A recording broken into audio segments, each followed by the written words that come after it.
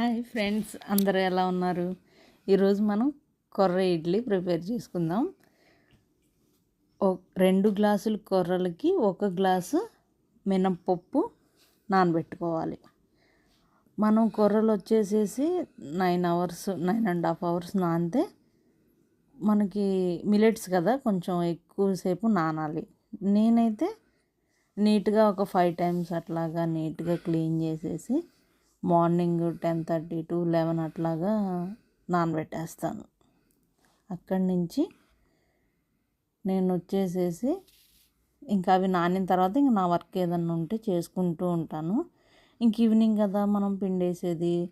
3 hours ముందు ఏం చేస్తానంటే మినపప్పు నానేసుకుంటాను. 1 గ్లాసు మినపప్పు నానబెట్టేసుకొని 3 అవర్స్ ముందు.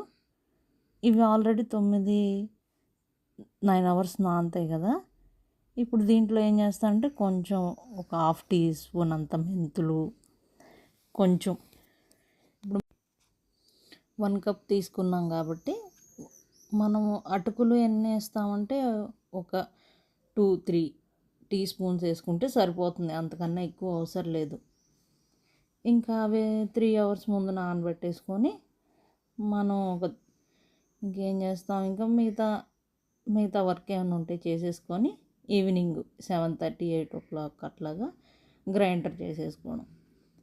మామూలుగా ఇంకా మిక్సీ పట్టేసుకొని మెత్తగా వేసేసుకొని ఇంకా అట్లాగా గ్రైండ్ చేసేసుకొని ఒక గిన్నెలో వేసేసుకుంటాం. ఇంకా కొర్రలు ఉంటాయి కదా, అవి మామూలుగా ఇంకొకసారి క్లీన్ చేసేసుకొని మిక్సీ పెట్టేసుకొని అవి కొంచెం రుబ్బిన తర్వాత అటుకులు ఉంటాయి కదా, అటుకులు కూడా మనం మిక్సీ వేసేసి ఆ పిండి మొత్తాన్ని మనం వేసేసుకుంటాం. అటుకులు కూడా వేసిన క్లిప్ చూపిస్తున్నాను. ఇంకేం చేస్తాం, మనకి ఇక్కడ కొంచెం కూల్గా ఉండిద్ది కాబట్టి